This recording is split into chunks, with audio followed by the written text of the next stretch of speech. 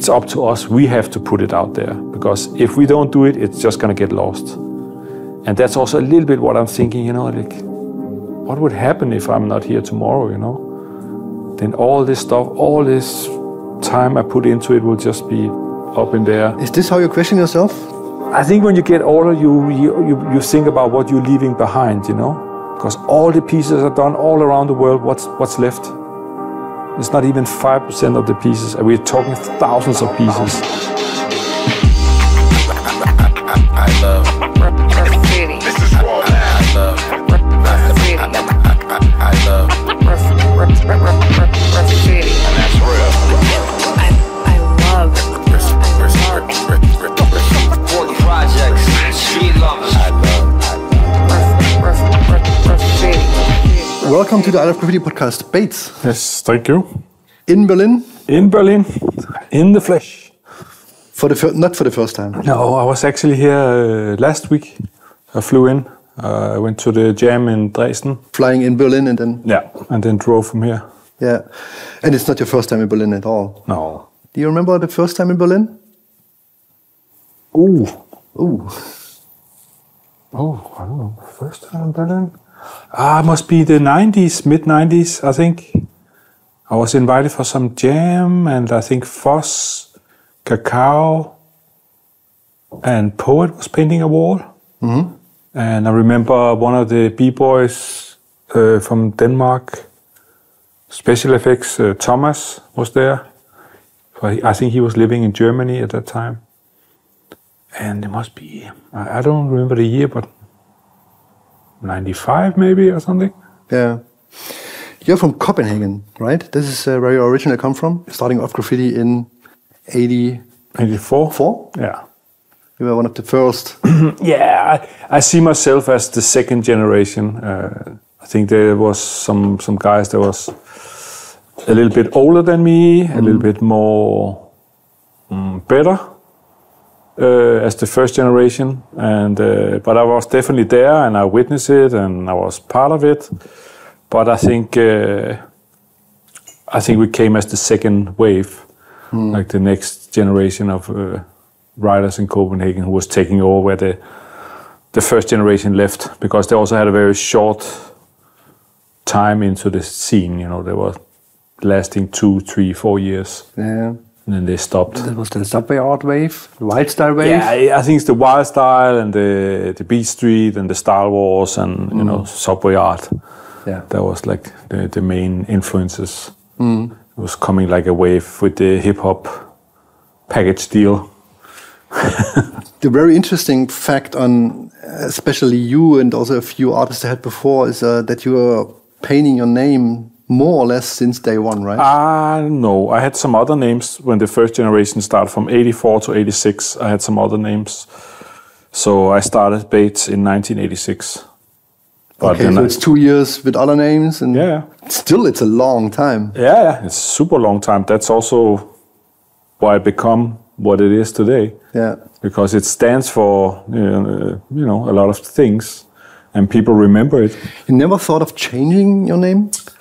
No, I always thought that the idea was to find a name and keep the name and showcase what can you do with this name, you know, and that's been my whole concept, you know, like I just choose this one and I try to make it interesting, even though it's the same letters. I try to flex it and try new things, and I don't think there's a point of having 10 names or 3 names and 2 undercover names and painting all kind of things and you don't know who's done it. It's about the undercover what name. can you make with your name, you know? Yeah.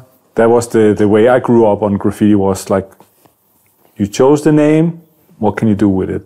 How did you look at this German generation of undercover names and Hall of Fame names? And because you never did that. I had some names, like Dutch was also one of my extra names, undercover names when I did illegal stuff. Also because I had a little bit, you know, story. My father's from Holland, so then he had a store called the Flying Dutchman. And that's where I got the Dutch name from, and I really liked the letters also. Yeah. But it was only running for 3-4 years.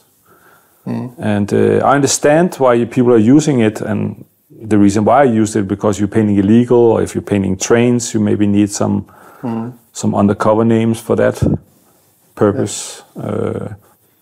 But for me, I just paint whatever. I don't want to hide behind something. I just want to do my name.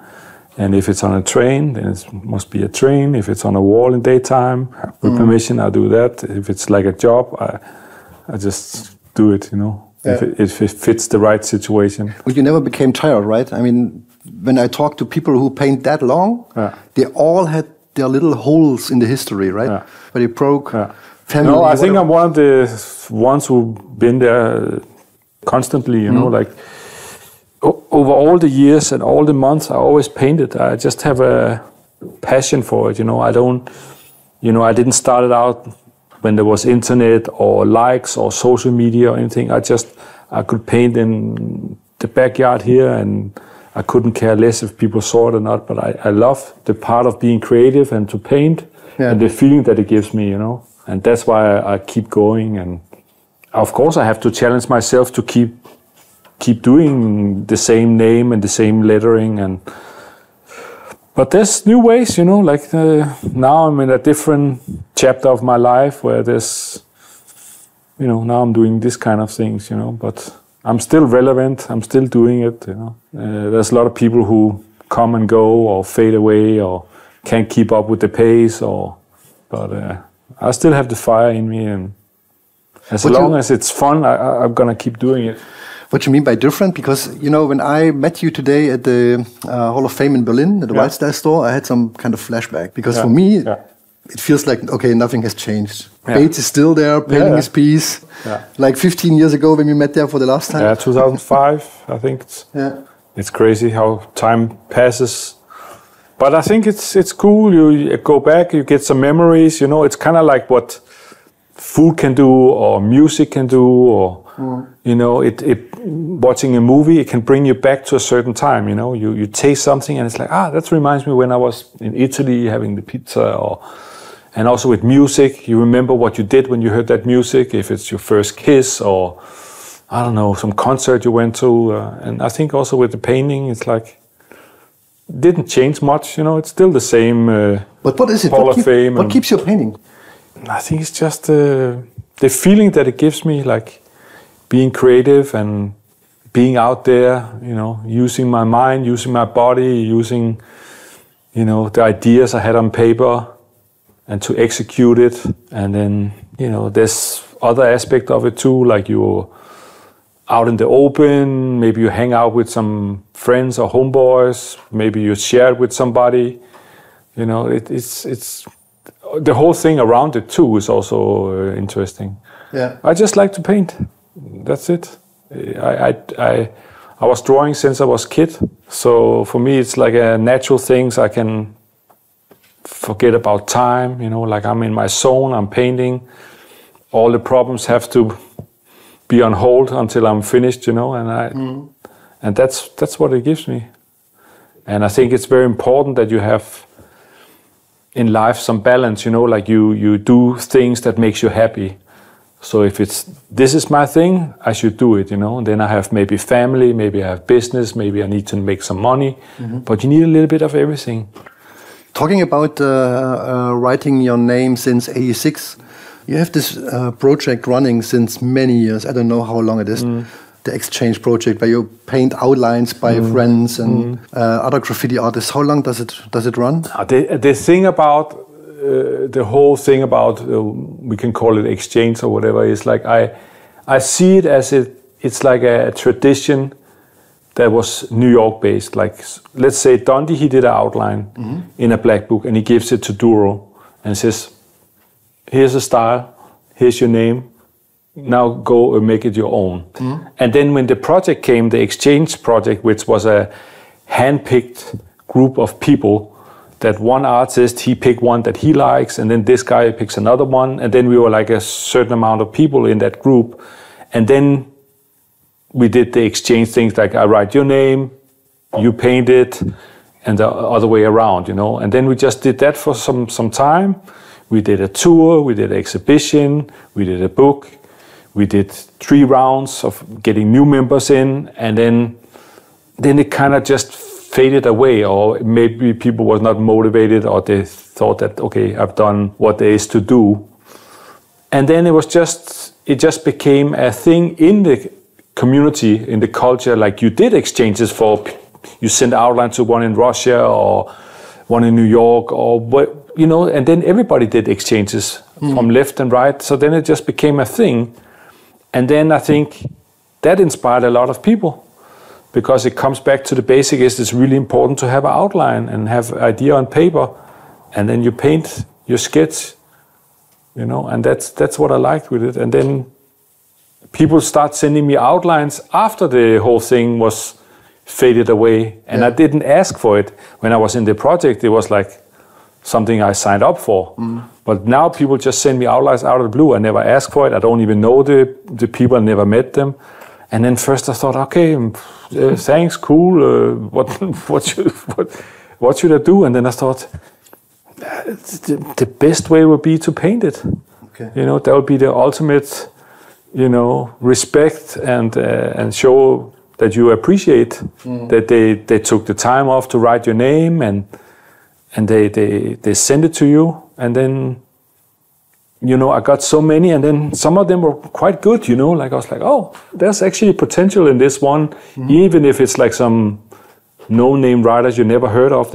I can still make it look good, And then I also got outlines from Part 1 from New York, and all these people, they gave me these sketches, and then I was like, I had it with me, and some in between I did my own stuff. I just painted one here, one there, and now I've been doing it since, I don't know when we stopped the exchange project in 2010 something, or so I've been doing it for a good 10 years now. I just remember it was a time when especially you, understood how to update the people who likes your graffiti. You had your own blog, which was very busy. I believe it was like 1 post a day or something, a 12-ounce profit, right? Yeah. And you were one of the first having your own website. Yeah. This was a very unregular thing back at the end of the 90s. Yeah, it was the beginning of 2000, I think. That was very early, right? But it's like you have to adapt to the time, That's also what it is with the social media today. You have to either you're not taking part of it, and then you're sitting back, and then you're the dinosaur who doesn't know what's going on. Yeah. So, and graffiti changes all the time. You're dealing with creative people. There's new ways to do this and that, and there's been phases where it was websites, blogs, can be YouTube, now social media. With MySpace back in the time. Yeah, all this, and even graffiti forums. 12-ounce profit was also like a place where you went to be updated, to see what was going on in the rest of the world, maybe not just your local scene. So I try to adapt to the things, and when I go into it, I think if you sign up for it, you should also do it seriously, or else there's no point, like the website was a little bit my old friend Great. He was doing websites as a business, and then I haven't seen him for many years, and we used to paint back in the days. He was my partner from, I painted with him first in 86, and then we painted up till the 90s. And then he had a long break because he have children. And then I met him again, and then he said, what's going on with you? Yeah, I'm still painting, and this and that. But then you have to have a website. I said, yeah, but I don't know how to do a website. I just take photos of my work. I said, I will do the website. And then we were like back in the days, like just hanging out and chilling. And then what should it be, the name? And of course, Bates was already taken. It's like boots and trash cans and butchers. And there's a lot of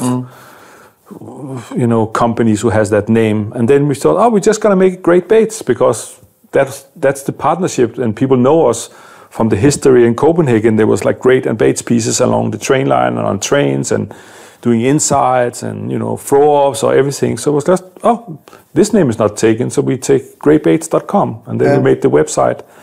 And that's the open window to the rest of the world. Like you are in control of what you want to showcase. So we just, we're going to make some gonna put like some of the nicest walls there, like productions and burners and stuff. And then, you know, it just became very famous. And then time passes on, and then you go through the phase with the blog I had on 12 on was also a little bit like, you know, the Alan from 12 on, he reached out, he wants to have all these famous guys on the front page, and I was like, okay, I'll give it a try. I'm not really a tech guy, a computer guy, but I don't know, copy paste some links with some YouTube, it's not so hard. And then I was like, maybe my world is interesting to other people, you know, like I see it all the time, but you spend a lot of time sharing content, right? Yeah, because I also have maybe a good taste that is also interesting for other people. So, you know, I have a criteria, what I think is good, what is not good. And if it is good, good enough, then I will, you know, share it with other people, which was the blog. So that's how it became. And then now, 10 years later or something, then now is the social media. And I remember that Graffiti Exchange Project happened at a time where all these blogs, like your blog and our blog, had this peak where I remember we had like 200 entries a month or something. I think you too, when I remember right. So this was a time when this happened, right? Because also Rhyme MSK had his own blog. They all had their own online channels back then, right?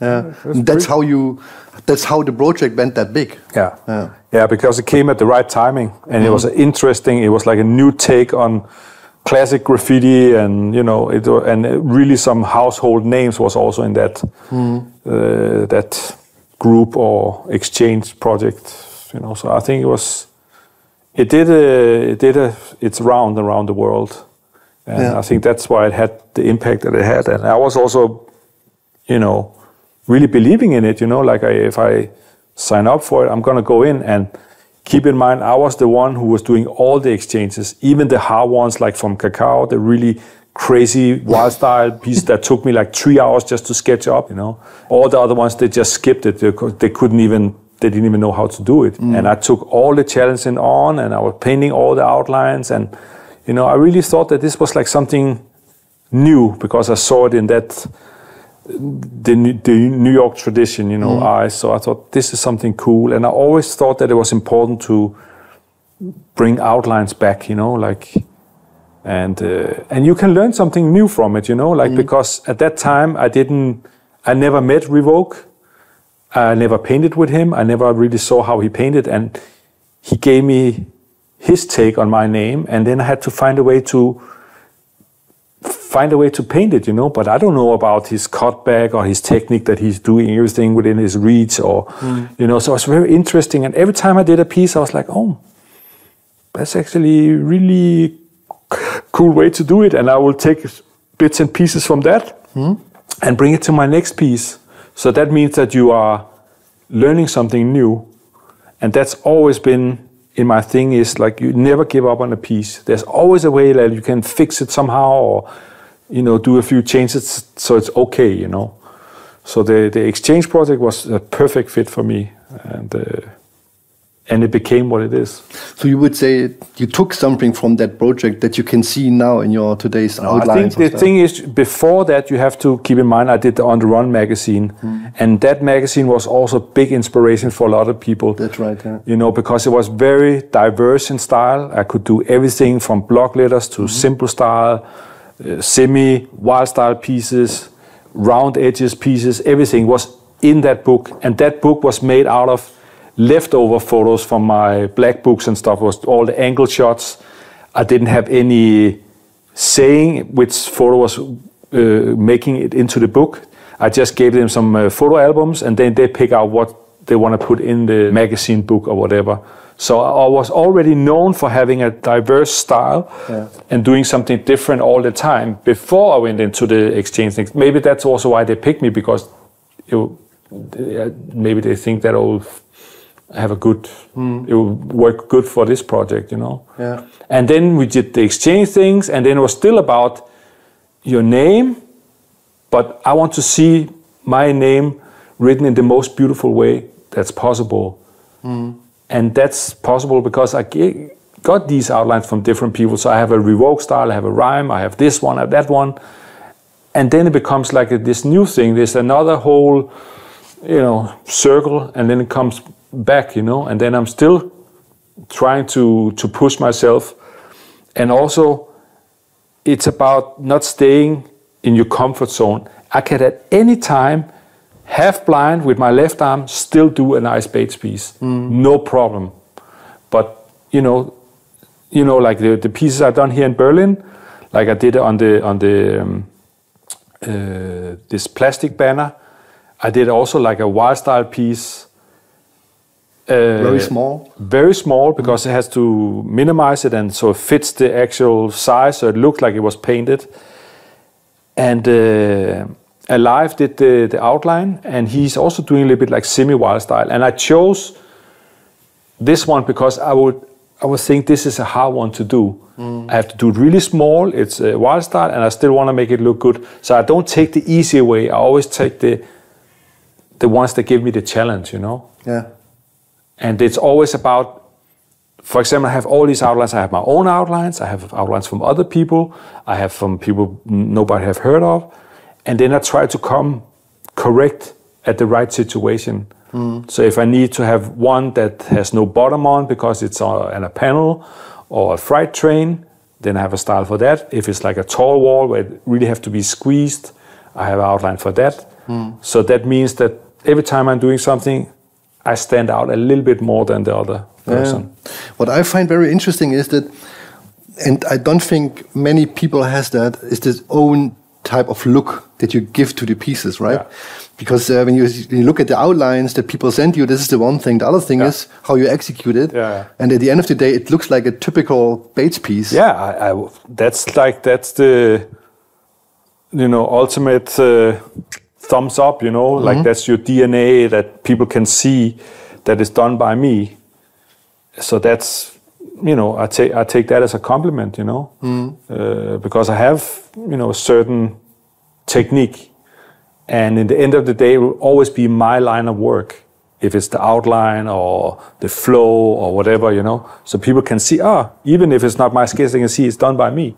So I think that's cool. It's cool. From 100 pieces, how many pieces are still like original Bates outline then? Yeah, just whatever I feel like for the right situation. Like the one you saw me today is my own outline, and the one I painted on looks like a replica of a subway train was also my own outline. And then the one next to was an outline from Kane TPN from Heidelberg. So I just one out of three. I don't know. I don't do it to please anybody or do what they expected or something. I do it for myself, It also sounds like a lot of networking. Yeah, I didn't realize it because I just painted one here, like one 10 years ago, and then another one, and now I've done hundreds of them. And then it's like, now I have to track back because people send it through DMs on Instagram and doesn't necessarily say their artist name, then they are hidden behind another account, and it's like a whole Sherlock Holmes to find out who's who and where it's coming from and everything. But most of the times when I do post it, they reply in the comment section and like, it's really cool to see that you painted it. It came out much better than I expected, and I'm so happy to see. So it gives joy to the ones that put the time into it to send it to me to see it when it's painted. This will run forever. I don't know. I think I also came to a point like, okay, maybe now it's enough, but it's like they come in my inbox every week, and I'm not asking, I'm not advertising for them. Can you please send me an outline? I'm not reaching out to people and calling. Can you? It's just like. And some of the outlines are really, really good. They're like... There are a lot of burners. All of them are. Yeah, and then I make them in a burner, Yeah. If it's a shitty outline, I make it a burner because I have all this experience. I know how to touch up the piece or fix the proportion of the lettering and make it funky and have it balance and symmetry and all this stuff. Because I've done so many pieces before, so I can make anything look good, Yeah. But I don't know when it's going to stop. Maybe I have to make it as a project, a video or book, or I don't know.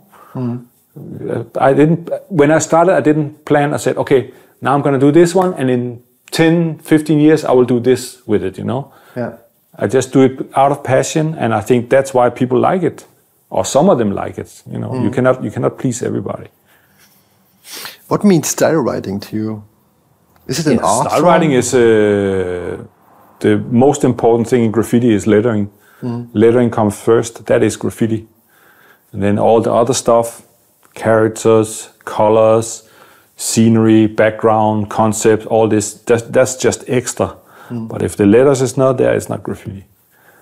So that's style writing to me. It's super important to me, and I take it very seriously. And you also keep it alive with things like that, like Exchange Project. Yeah, like even now when I painted for these jams, and then they see me, you know, holding a sketch. It's like that's almost like old school. People are on their phones or iPads, or they're freestyling out of their head, you know. And I'm like old school, come with my, you know, sketch on paper, you know. And back in the days when I was painting the golden era in Dortmund in the 90s, I also bring outlines to the trains, and all the guys there I was with, they were like, but you can't bring outlines to the yard, are you crazy?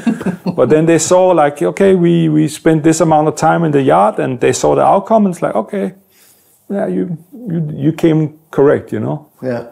Because a lot of times if you do it on top of your head and you smoke and you drink, it doesn't come out so fly. It comes out fly when you have an idea on paper, and then you can freestyle on top of the paper and make it work on the wall or the surface or whatever. But most of the times when you freestyle, you're doing something that you already remember you have done before. So that means that doesn't change much. And the progress is really on paper. That's where you develop your style, is on paper and all the outlines. So I think it's a super important aspect of graffiti is outline.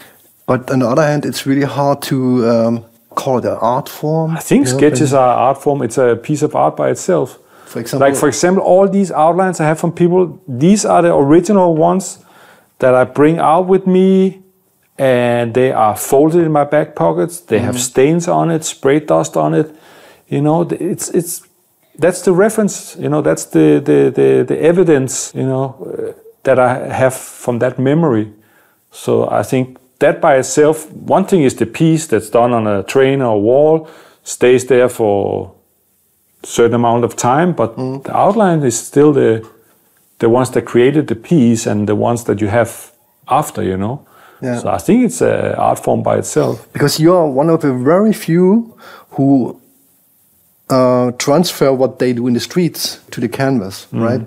When looking at your canvas that you're doing in the studio, there's always a Bates piece. Yeah. So you really believe in. I think it came from my mother. She told me a long time ago that she really wanted to see me going in that direction. I didn't really understand it at that time. I thought I was more. You know, try to make a name for myself, doing all the traveling and painting with guys, and had certain goals where I want to paint what city or train line, or, you know, so I was a whole nother place in my life. So it didn't really sink in, those words. Then you become older, and I was like, okay, maybe I should give it a try and see where it's going to take me, you know, maybe she was onto something right. And that's how I started it. It's not my first canvases. I did my first canvases in 1985, and I still have it. I was part of the first Danish graffiti exhibition in 1987, and I sold 2 canvases there. That was early. Yeah, 1987. That's really early. Yeah. So, you know, I've done artwork on canvas before, but I never really took it seriously. Like. So since 2009, 2010, I was like, okay, I want to try to give it a go, see where it's going to take me. And of course, I'm going to try to do something that feels right with me. I'm not going to try to change myself because I'm going to paint on canvas. It's just another medium. So I was thinking, I just do what I'm known for in the streets, but it was really hard in the beginning to stay within the framework, you know, in a certain size. And you could not have the same expression, you know, like I'm used to working, you know, big movement and big size on the streets or whatever. So then suddenly you have to stay within the frame, and it's not so big. And so I had to do a lot of experimenting, you know, like trying some different techniques, a little bit markers, a little bit airbrush, a little bit spray, a little bit brush, a little bit of everything, you know, until I could get that feeling that I wanted, you know. So the way how to use a skinny cap. Yeah. There's only a certain amount of stuff you can do with a spray can. I love to use spray, but on those smaller canvas you can't do outlines on it. It's like it doesn't fly. So you have to find another way to do it. Yeah. And then I just, you know, what I realized is that I did it, and you know, saw a little bit here, you made a little bit extra money, and you could pay some bills, and it was nice. And then I was thinking, who's actually... In the beginning, I was just happy to sell some art. And then I was thinking, who's actually buying the artwork? And then I asked the gallery owners, you know, who's buying it? Yeah, but... and then they introduced me some of these ones. And then I find out it's actually a little bit our generation, because they are, you know, they've been following me for many years. They've seen my stuff, magazines, underground, at some jam, on a train line, on a train, whatever it is. And maybe they come in a position where they want to have art. What kind of art do they go out and buy? They go out and buy art that's related to them. So for owning a Bates piece means something special to them.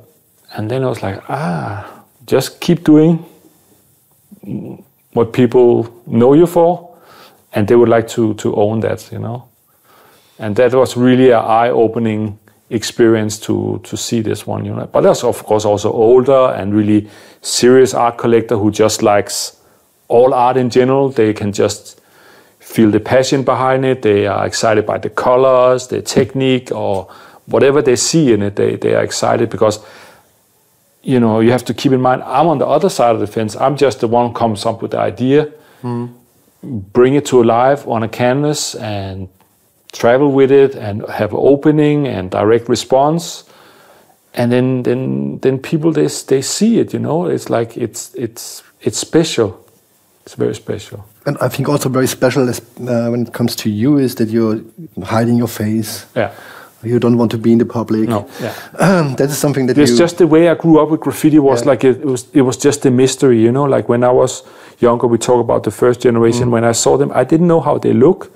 I was just excited to see the pieces in real life, you know, coming up close, checking the technique, or I had no clue what clothing they were wearing, if they were Asian or, you know, I had no clue. And that was the exciting thing about graffiti, is the mystery behind it. You don't know what it took them to do it. They have to rack the spray cans, they have to sneak out in the night, you don't know how long it took. Maybe one guy was sitting on the shoulder to make the outlines on the top. You don't know these things, you know.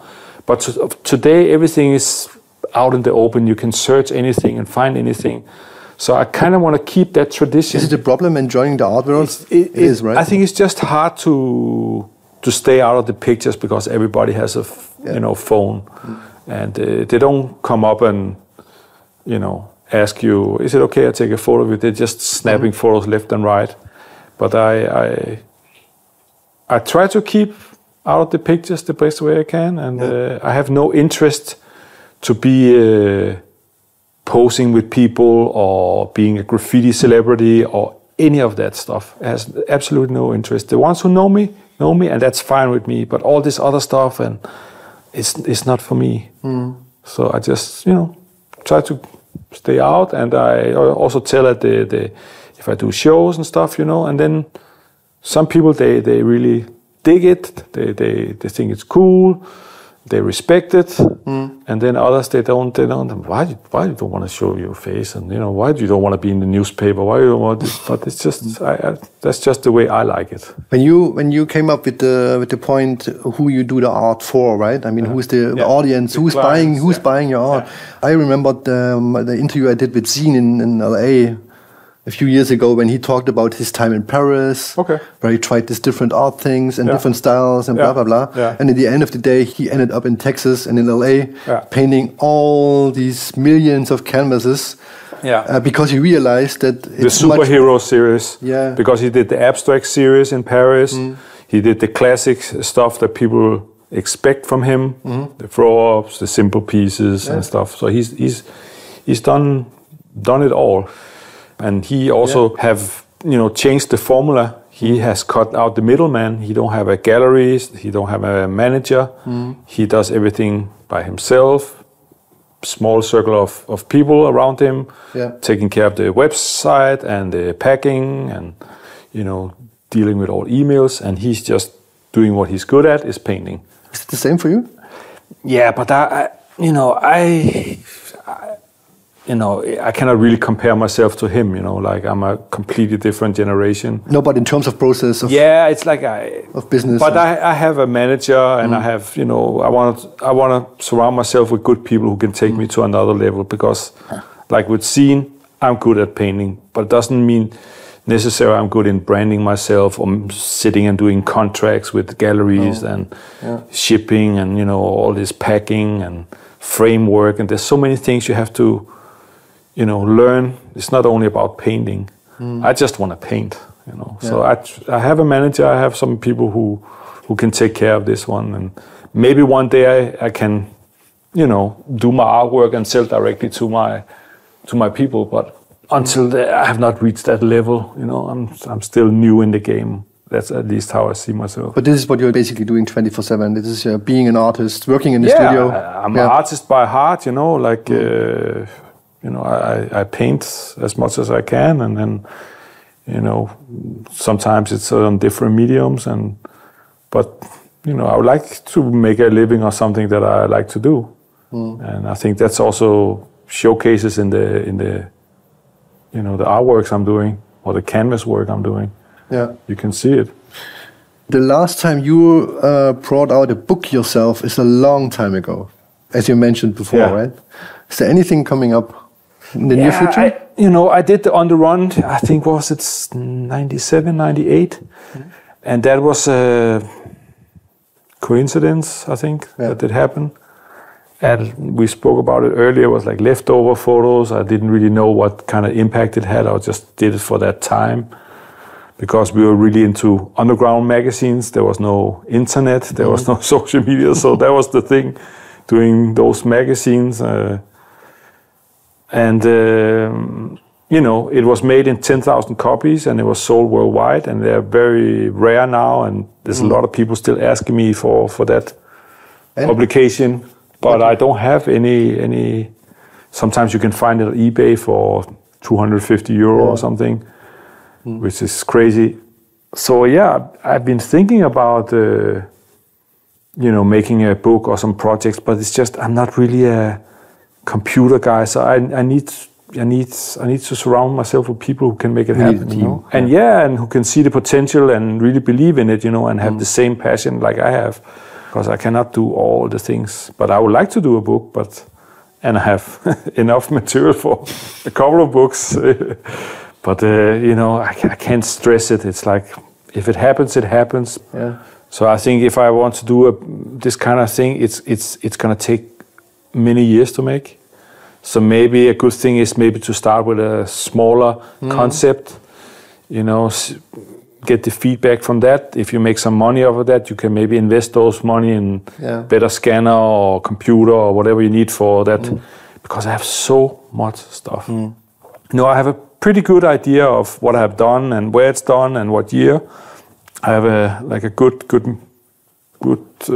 memory of all these things. But should also be a guy who has like the overview. Okay, this stuff is good enough to be in this project or video or whatever it's gonna be. Another guy could say this will fit. So you have some new eyes on it, not just me, because I probably would have feelings with every pictures I've done. Oh, this was a special moment when I was in Berlin and doing this one. And the other guy would say, this is not your best piece you have done. This one should have like full page, or I don't know. So you need some new eyes on it. How do you feel about all these people doing books at the moment? Are you collecting books, by the way? Yeah. I'm a big collector of books. I think it's important to study your subject. But it's really crazy. But it's a little bit like with the magazines. Everybody was doing magazines that time, but now everybody's doing the books. And I think it's up to us to document it. If it's a podcast or a video or a book, it's up to us. We have to put it out there, because if we don't do it, it's just going to get lost. And that's also a little bit what I'm thinking, like, what would happen if I'm not here tomorrow, Then all this stuff, all this time I put into it will just be up in there. Is this how you question yourself? I think when you get older, you think about what you're leaving behind, because all the pieces are done all around the world. What's left? It's not even 5% of the pieces, and we're talking thousands of pieces. And that's also one of the reasons why I wanted to do on canvas, was like, if it comes in good hands, it can last 100 years. And it's also a little bit like the first pieces I did in '85, I have at home. The first I did that I sold was in '87, and I sold them. I saw them.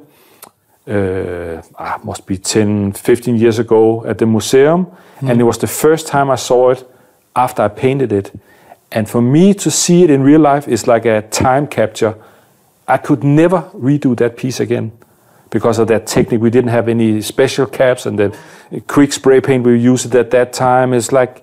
And that's also what the pieces are that I'm doing on canvas now, is a time capture, like you, in that moment with that paint, maybe I had some leftovers from Right for Gold, I don't know, and those were the colors that I used, but I can never go back to that time. I don't remember exact the colors or... It's a very interesting point. Yeah. I mean, looking at the Odin piece, for example, that Inca renovated, the look is still different to 92, 93, I think 92 was, I think it was a really good gesture that he did it, like he did a touch-up. I also did a piece, I think before he did that, I had a piece in 1987, and it was standing all the years, and then some friend of mine, he said, the piece is still there, but it's really sun-faded, the weather has been really rough on it. You should touch it up. And I was like, that's interesting. And then I had to go back and find the old photos and try to find the colors that I used, but I used quick spray paint and ultra color, and I didn't have the exact color, but I tried to mimic it as good as I could. And then he was watching out for me, and I had another guy watching out for me, and then I just touched it up, and it was in 2008. And then I took some photos, and I think I put it online, but then it's like, then suddenly was like some hype behind it or some like, and then I think 1 or 2 years later it got crossed out, And normally, all the other years, it was just standing there because you make something that's, make people talk. But it was just a nice idea because you don't have so many pieces that are that old that are still alive today. It's good that there are some that still exist, but I think if you come back to the question about it, it's hard to replicate it. It's because, there's a many factor that's come in, One thing is the spray paint that you used at that time. It was the Spar or this one or the Belton Royal or Ultra Color or, there's so many things, But I think the Cap Matches color guys, they were onto something special, which are, what's really behind all the pieces. It's the spray paint, and there's a lot of... history there, that needs to be told, which I think they did a good job on in a way, because they try to break down, explaining, like a classic panel from New York, and then they interview some of the writers, and then they'll tell you, it was the Red Devil red they used with this cap, and it's hard to replicate completely. Really the old pieces. I even saw T-Kid did a replica of one of his classic trains from Subway Art. The old one still looks better than the new one. Even he's so much better technique-wise today. You still own some old quick paint from back in the days? Yeah, I still have some. Did you try to paint with it? No, it's actually a long time. But the last time I tried, I was like, how could I even paint with this? It's so hard to push down. We only had standard caps on it. There was a limited of 20 colors. We have to mix our own colors. Like Renz invented the small tube in between and one in the cold and everything. I don't know how we got away with it, but you work with what there is, And also the paint was really good for the weather condition. In Scandinavia, it's really cold in the winter. We have this strong sun and crazy weather, and it just lasted a long time. But I think the new paint has, different toxic poison inside. I don't know what's inside the spray cans anymore. Maybe it's better not to know. Well, it's getting better, I believe. yeah, but I hear some. Then they make a water-based color, and then actually the water-based colors are more toxic than the other ones. I don't know. They make it out of sugar cane and make it this one, and I don't know what's in it anymore. Coming back to Germany, that's one question I would like to ask you. You talked about cane, you talked about Dortmund before. Yeah. What is your connection to Germany? What role played Germany in your I think whole we career? talked about it earlier. It's one of the countries I've been to the most of all countries. I have a lot of history in Germany and been here over the years many times. Was it the first country you traveled for graffiti? No, the first one I believe was Stockholm, 1987. And then 1988 I went to Amsterdam. Which was a shock, I believe. Yeah, but I already knew because back in those days, the distance to New York was really, really far. But Amsterdam or Paris or something was a bit closer in a way. You could have a family member or somebody from your class going on a school tour or doing the touristic things in town and taking some photos, and then they come home with the photos, and then you saw some tags in Amsterdam streets or some silver piece in Paris and stuff, So that was the closest things for inspiration back in the days. And then I think also in 87 I went to Ibiza in Spain and painted. Then 89 I went to the Bridlington UK street art competition, which was the first international graffiti jam with John One, Risk and Slick, Vulcan, there was all this, Inky, there was a lot Goldie. Goldie, but that was the year before. But because they had like 2 or 3 years in a row, Mode 2 was also there, but that was also the year before. 3D. 3D was also there, was a lot of guys. But that was really also an important chapter. So you meet some of these household names that become somebody later on. Yeah. So I did some traveling early on, but I don't remember it must be the 90s. It was probably the first time I went to Was it Germany. Hamburg? I'm not sure. I just remember 93 and 94. I did the Interrail. I had the hookup in Dortmund, painted with Chins, with Rio. I was in Munich painting with Lumit because they all been to my place. They came to Copenhagen in 1989 and stayed with me. So then I had the contacts from there. So when I went back to Germany, I already knew some guys that I could link up with. But I don't remember. I think I went with my father one time to Düsseldorf, Dortmund area, some big messe fair, something with clothing. And then I remember I saw some pieces on the train line, and I wanted my father to stop so I could take some photos. That must be 88, something like that, 87, 88. I think that was my first time in Germany. Why do you think that, we're talking to graffiti artists from Hamburg from that time. Many people telling me that there is a big influence from Copenhagen, especially you or Renz. Yeah. The ones I spoke to is, I think is the one, the first wave that came from Copenhagen was the bubblegum, the dandy bubblegum with the stickers. That was in 1985, and those were distributed some parts of Germany that you can get it or something. But this was this typical naive. It's style. Like you buy a Bravo magazine for music articles or something, and then this was just some trendy things that was happening for kids, like chewing gum and putting some graffiti stickers in it, and that was the first exposure to Copenhagen graffiti, and it was already happening at that time. It was quite strong. We had some good writers at that time that you already documented in your TV series. It was very strong. We had, trains running, which we almost have all over all the years since it started. It's one of the train seats that are really strong and long.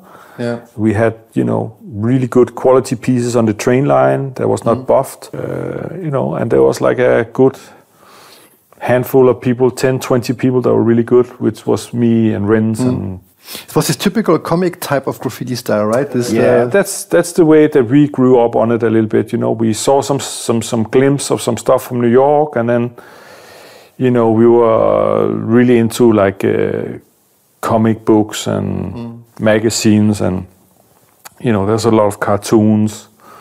So I think that inspired also to bring it into graffiti, and there was already a little bit happy, humoristic in the early days, 85 to 86. You know, happy colors. You can call it bubblegum graffiti. And then the cartoons was a good, you know. I always thought like cartoons is a good way to give a little bit more attention to your name or the style. It's like you have some, you know, cartoon character that has a pose that gives that a little bit extra energy to the piece. Also a little bit like we saw in Star Wars, you saw the scene with the Mickey Mouse. You know, he has a pose next to the piece. So you maybe took some of that and bring it into like a Scandinavian style. I think from 86 it became a little bit more technique-wise, with special caps, a little bit more aggressive. Silver pieces came in and the pieces got much smaller.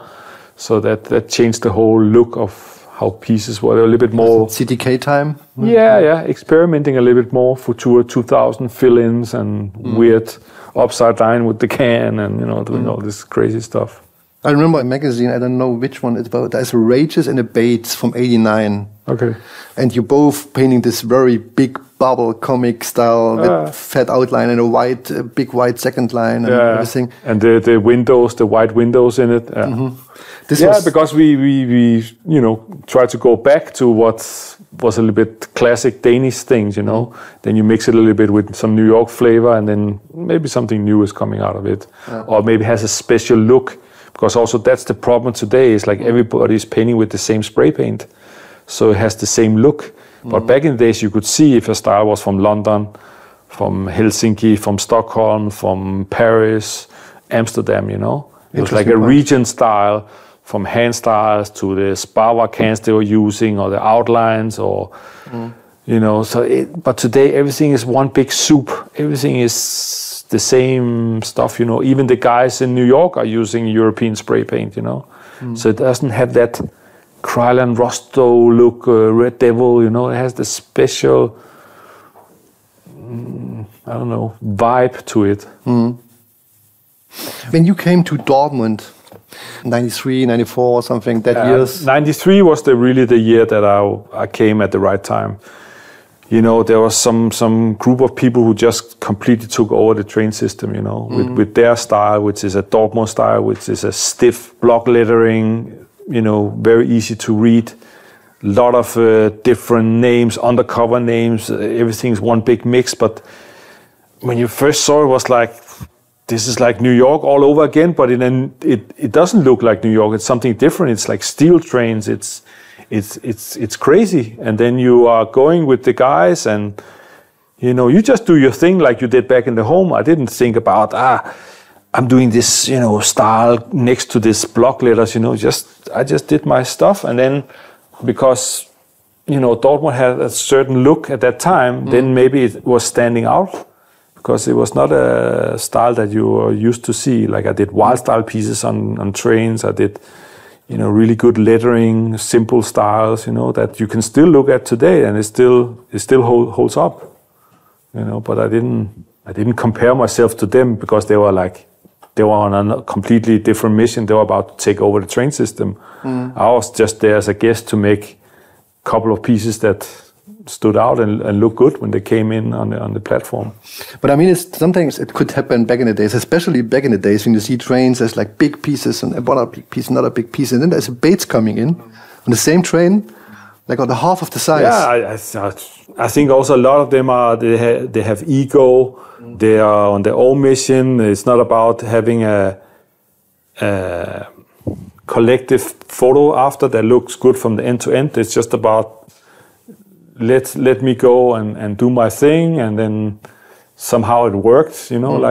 But I also learned a lot from all these, you know. I painted with Chins, I saw him, I painted with the Moore guys, or whatever train guys it is. Like, you know, I can do a pretty good piece in the same amount of time that they can do a piece, you know, even if it's, you know, good lettering, or maybe there's some more details in it or something. I know how to spice it up, and I can paint fast if it's needed to, you know. But I also like to work. I like when I'm painting with guys that it actually look like we're painting together, you know. Because a lot of times you come to and then people just doing their own, and then they try to make it fit, but it doesn't really look like it's fit, you know. Like they didn't talk about having the same background color, or maybe there's an idea with the concept with the background or the characters that's gonna have some attention to the whole wall or window down or whatever it is. I like to, if it's possible, to work, but some people, there's like, we talk about cacao, we came with the same mindset, you know, we're going full on. If we want to make, you know, production burners, we come with good ideas, we execute it well, we have good coloring. I did a wall now just with Renz at the Roskilde Festival, and I know him for many years, and I didn't see him because of the corona, so we spoke a little bit, we should make some nice walls together. Now finally we can paint, and I was trying really to, you know, let's do something together, you know, like, then I think we came to like some point, let's do something with space theme, you know. I can do space theme, no problem. I'll bring some reference and some things and some background and characters or whatever. And then we came to the wall, and then, you know, he had his space thing, but he just did his own. And then I could just get the feeling like it's not going to be like we work it out, you know. It's just going to be, he's painting on his side and I'm painting on my side. And then somehow we make it work, which we also did, you know. But it was just funny, like the way we talk was like, let's make something. And then on the actual day, it was not, it was just, I'm just going to do mine. And okay, fine, well, I was just going to do mine. And then we somehow reconnected the piece with the, you know, the black background or the space, you know, universe. But it was, he did completely alien characters, really funny cartoon looking. And I was trying to do like a aggressive robot, and, you know, like, forget it. Cool. Bates, I could talk to you forever, but you have to get your flight. One last question is a tradition in my podcast where I ask people if they would like to suggest someone else I could invite for the podcast. I think Chins is the one, because he's also not so much out there. I think he could have a lot of stories if you really want to open that book, that chapter, but I don't know if he's ready for it. Okay. Bates, thank you very much. Thank you. I hope we could do part 2 at one point. There's a lot of stuff to follow up on.